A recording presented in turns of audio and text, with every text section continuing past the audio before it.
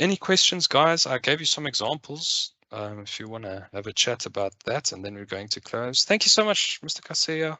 I always enjoy talking about examples. I suppose because I'm also a practical guy. You know? I'm a guy that thinks in pictures, and I'm a guy that thinks practically. I like to see something before I believe it. Example of that, last week it was also at the SCI conference. One of the keynote speakers was the CEO of Toyota South Africa, and he spoke about those floods that they had. Firstly, he started by, while he was CEO, here's what happened. And it included the unrests, and it included all of that stuff. So he had quite a rough ride. Unrests and COVID, and now these floods that happened in April. So he spoke about his career as CEO there. It was quite a rough time. I don't think all CEOs see so much trouble with the company as he did. But he spoke about these floods and how they recovered from these floods, which was very, very, very interesting. It was really, really interesting. And what was good for me was, if you stand back far enough, everything becomes community-based, right? Because it wasn't just Toyota that flooded. It was their entire supply chain. It was the workers' houses and all of that stuff. And once you stand far enough back to see the bigger context, all of those components are necessary for that plant. So if the workers couldn't get to work, if the workers didn't have a place to stay, that plant would have shut down. If the suppliers weren't able to supply, that plant would have shut down. So it wasn't just cleaning and clearing of the plant. It was also the whole supply chain. It was the workers and the community around them. It was a very interesting presentation to show how many houses they cleaned, how many houses they rebuilt in the community, how many of their suppliers they assisted, and how they then upgraded their plant and all of that with that major catastrophic event. He said it is 1 in 200 year rainfall. That's the statistical representation of how much rain fell. Now, one rainfall in 200 years, and I think it was 3 hours that the rainfall. They received 300 millimeters in an hour or something like that. So that was very interesting, and there's a lot to learn from that CEO. I believe I actually hoped that he would apply for the Eskom job, but I don't think anybody wants to apply for the Eskom job. But that was a very, very interesting story. So you guys should definitely go and have a read up about what happened at Toyota. I think they managed it so well that we don't even realize. It's a very old plant. Now, it was also built in the 50s.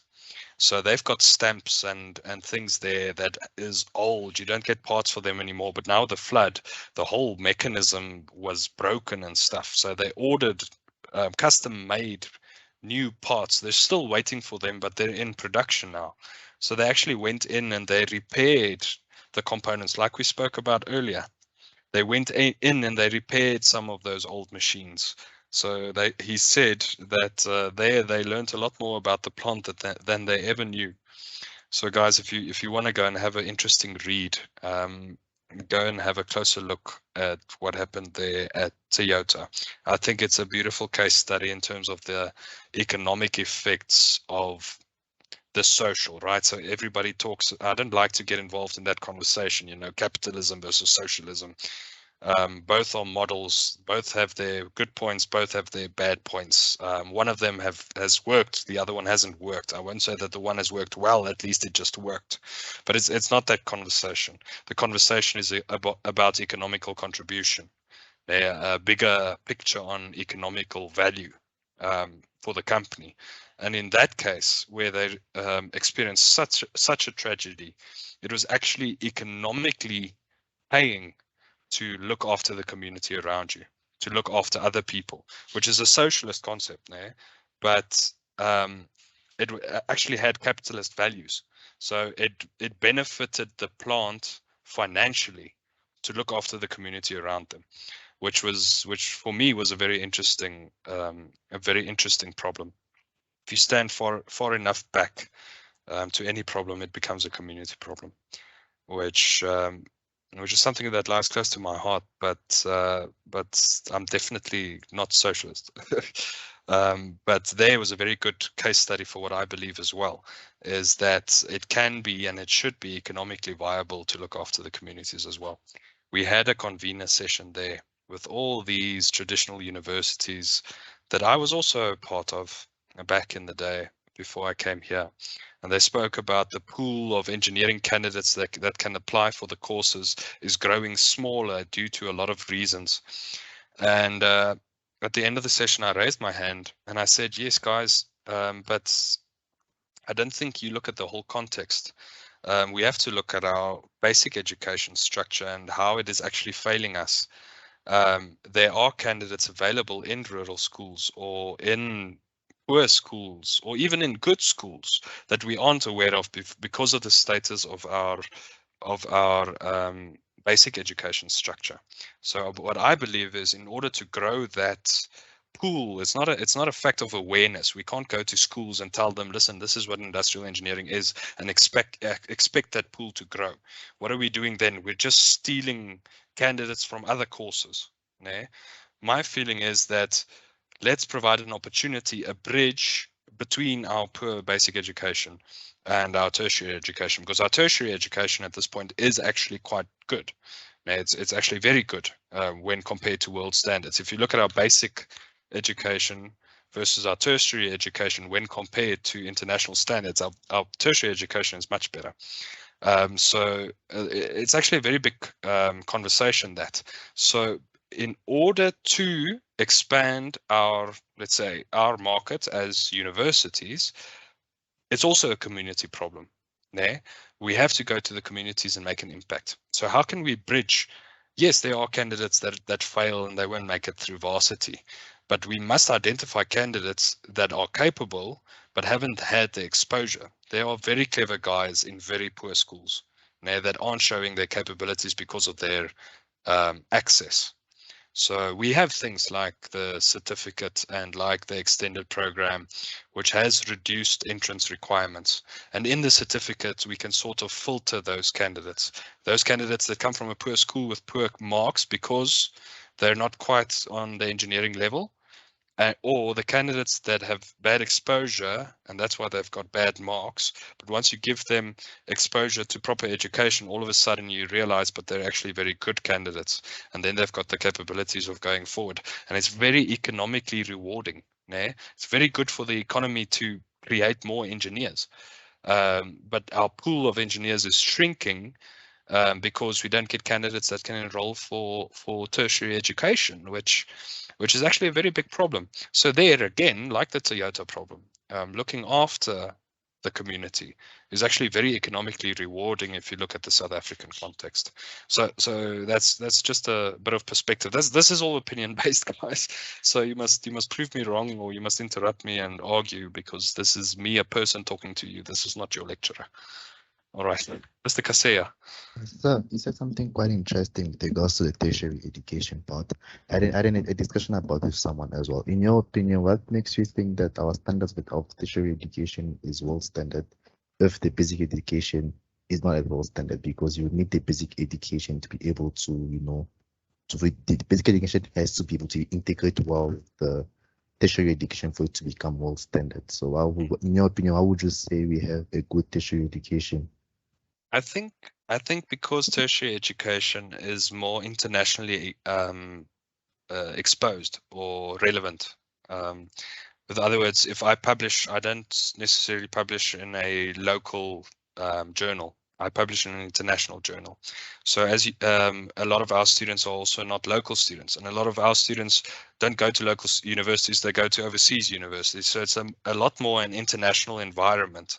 So where we are competing as tertiary institutions is not with the other school just down the road.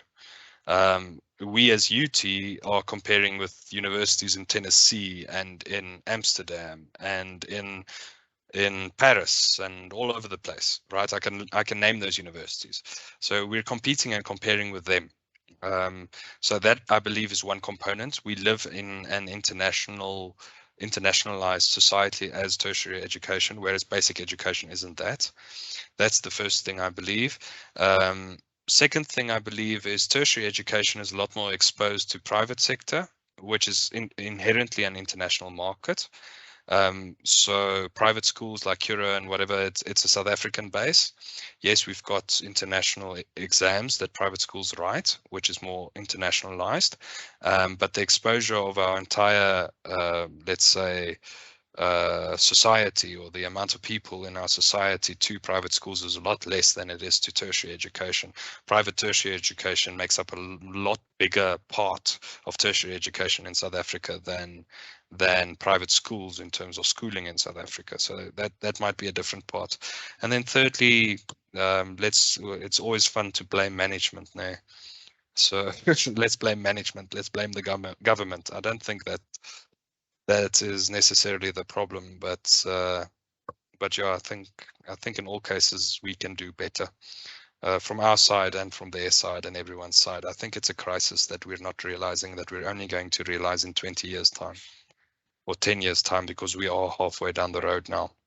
It's not a crisis that we're realizing now, because the crisis is presently sitting in standard 4 or grade 6. That's where the crisis is, and that crisis is coming.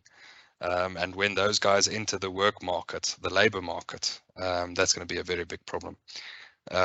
So yes, we are realizing that impact now through our unemployment figures and so on. But I think that's going to become a lot more apparent in terms of general societal quality. Shops aren't going to be accessible. They're going to be dirty because the people stacking the shelves don't care. Or roads are going to be bad and not maintained because people don't care, because they didn't get a proper matric. They passed with 25%. So who cares? I can have life orientation and life skills in matric and pass and get a matric certificate, where it didn't used to be that way. Let's say 10 years ago. I'm not talking about all those bad times. I'm talking about like 10 years ago. Things have dramatically worsened in the last 10 to 15 years in our basic education, and sadly it's an impact that we're not realizing now. It's an impact that's coming, and I really think we should adjust for that impact. That impact's going to be substantial. One more hand raised, and then I think we should close. I'm just trying to see. Maluta. Hello, sir. Yes. I think what you're saying is very true in terms of like our tertiary education being seen as world renowned and everything, because I recently watched this other, it was on Instagram, but I watched this other lady. She was talking about basically how in South Africa, our universities, just straight from high school, we are basically, because we don't have like so much universities, I think it's about 30 something universities. So you find that in other countries, like the US, for example, they have like, they built like so many universities in a year, let's say like between 10 to 5. And there's so many like opportunity for students and for people to go and study, basically. But with us having only like 32 universities, you find that it's difficult to get into those engineering courses, your medicine, and we sort of from a young age taught to be competitive, you know? And when we get to university, that's also the case. It's very competitive. And so basically talking about how we don't realize, but it's actually so easy for us from South African universities to go and study abroad. Let's say if you want to do your master's, your honors, whatsoever. It's so easy because they are so well recognized SA universities, and we don't even realize such things, you know? And yeah, I think what you're saying is very true based on that. Yeah. You know. Guys, okay, if you allow me 10 minutes, we still have time in our class. I'm actually waiting for a student here. He was supposed to come at 10. He's still not here. I want to share with you something that I'm working on. So let's daydream for a moment.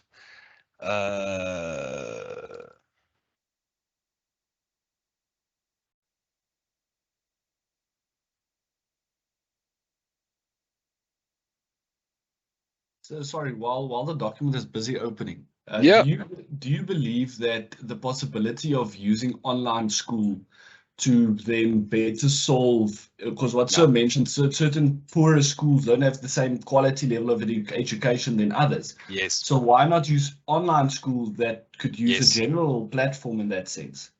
What is one thing that all South Africans have is a smartphone. So I agree 100% with you, 100%. And that's what I want to daydream about with you now. All right. So a thought came in my mind. I do a lot of reading. Yeah. So let's discuss for a moment. I hope it's this one. All right. So let's talk for a moment. So you can see this publication is in very, very raw state. There's nothing in it except what I want to talk about. So I have been collecting literature. So I want to develop this. But let's daydream. Let's discuss for a moment. Imagine a world. A child is born, and he's given access to 2 games or 3 games at the age of 2 or 3. And these games are logged to an online profile. Okay, guys, so forget about the conspiracy theories and the Terminator AI taking over the world theory just for a moment. Think about the beautiful things. All right, so he's got an online profile. At the age of 2, while your mom is waiting in the queue at Home Affairs to get a new driver's license for 4 hours, the baby is sitting with her, 2 years old. She gives him his phone, but logs into his personal profile. There's a game loaded, any game, which he likes. And the game, from the date that he's born, starts learning about him, what his interests are, what his strengths are, what his weaknesses are. And the game changes, the game adjusts, right? So instead of having a red block, all of a sudden there's a green block. Instead of having blocks, there's water. Instead of playing Tetris, he's now playing shooting games or whatever the case may be. But this game changes as he sees that this child is doing better or worse. This child is showing interest or not interest because it's monitoring the selfie camera to see where the child focuses and what his interest is. It monitors the response rate of the child to instructions given on screen. And this profile is learning from the child who the child is. Then it takes what this has learned, the system has learned. And when he's 4, the game changes and starts learning him basic education concepts like addition, but in a format that the child likes. So if the child likes writing, it will show him 2 + 2 is 4 in the way that he writes. If he doesn't like writing, perhaps the game will ask him to bake a cake and show him how addition works. And so the game adjusts to the way that the child learns in learning the child basic concepts. As the child gets older, this game becomes more complex.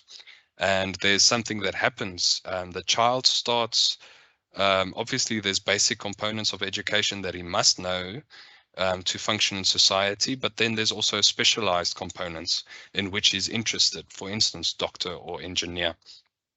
And this child continues interacting with this game as he grows older, but this game eventually becomes a teaching app that teaches him about maths, that teaches him about life sciences, that teaches him about natural sciences, but in a way that this child enjoys and finds fun and is good at.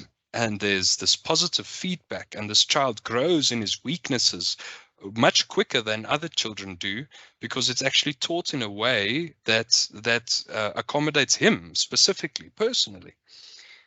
At a point when he gets to matric, which now is possible at 10 years old because the child is actually enjoying it. There's no homework, there's only playing games.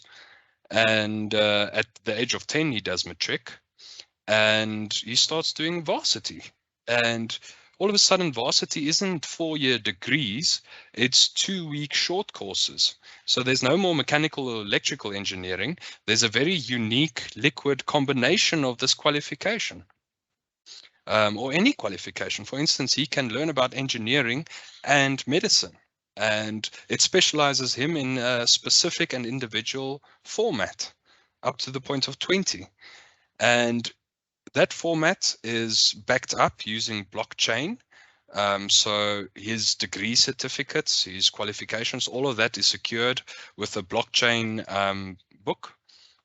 And so it's all verified, it's all confirmed, it's all assessed. And when he reaches the work environment, the same AI software talks to a business owner that says, you know what you need? Your dream is to make prosthetics. Né? What you need is a guy that's specialized both in mechanical, electrical engineering and medicine. And you know what? We've got the perfect candidate. And this individually grown person, which has received the world's best education, because all the best teachers in the world develop their 1-week or 2-week courses in a way that they teach. Every teacher teaches differently, and this software aligns how the teacher teaches to how the student learns, to align the perfect teachers to the perfect students on an individual format. And this employer can now employ this specialized person, which is perfect for his job and loves his job and is really good for his job, and the entire society works like that. So let's daydream about that. What do you guys think? And everybody's got a cell phone, so this app is run on a cell phone, low resolution or whatever the case may be, touch screen. It's like a Facebook account. Everybody's got okay, not anymore. I'm old. I still have a Facebook account, but it's like an Instagram account or a TikTok account, except it's AI and it's interactive and it adapts to the user. Mr. Mahlangu.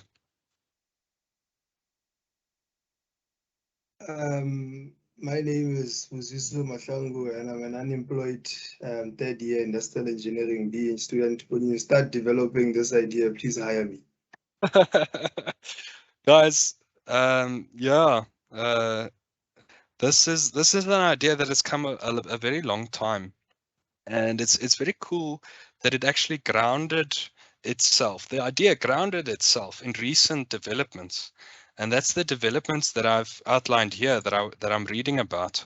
So we've got online learning, which we are now, that's what I was busy with on Tuesday, was finalizing the CHE application for our new online program that we're going to present here in industrial engineering. It speaks to gamification, which is a big new concept in online learning. Personality profiles, that's a sociological term which has also developed dramatically over the last few years. AI questionnaires, which has become a very big thing, especially with marketing. Micro qualifications, which is short learning programs. That's something that's also been developing quite dramatically. Educators network. So you've got this Uber or Airbnb setup for educators, for teachers. Né? So it's like an Uber driver. He registers on the app and registers his car. He goes through a certain quality check, and he's then introduced to this platform. But he's an independent educator. So under that's the Airbnb or Uber structure. And then peer-reviewed quality control, which also improves the quality control. And then the blockchain accreditation, which is also a very new thing. I think the VNNR, what's CSIR, recently actually signed a research contract for people to investigate blockchain in qualification accreditation, since there are so many people that falsify credentials. Nah, they've got false degree certificates, so they're looking for ways to secure accreditation more or better. Yeah, so they're looking at blockchain.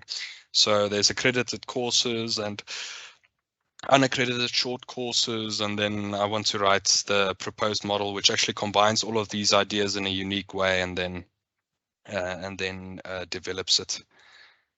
So yeah, I believe that's the future. So there's a little bit of a daydreaming. If you guys have any ideas, come to me, and then it won't just be. I don't think there should be a name on this on this thing. I don't even believe there should be a name. I think this is an idea that the world needs. It doesn't matter who it comes from.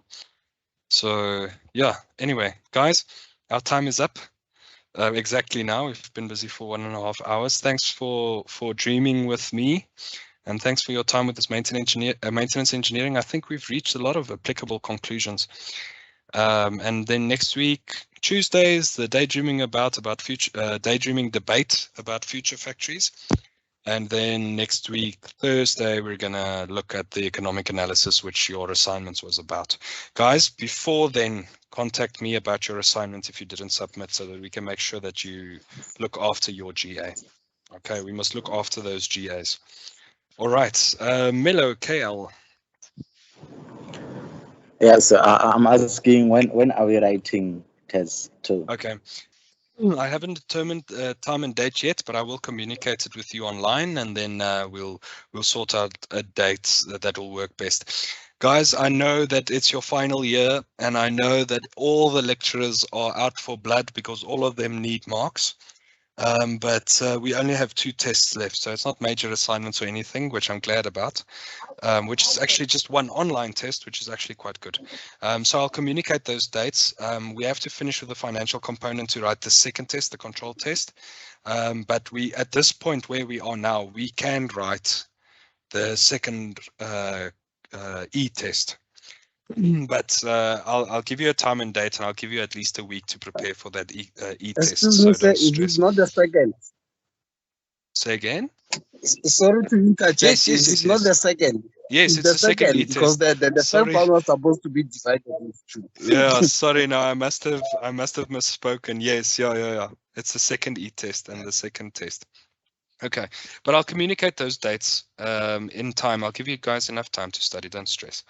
All right, I just have to look at the calendar and the dates of submissions for the marks to make sure that we finish in time and all of that. All right, thanks guys. Thanks so much. You guys must have a lovely afternoon. I'll see you next week Tuesday. Don't miss that. Okay, guys. I'll send the link. All right. Thanks. Have a good weekend if I don't see you. Cheers, guys.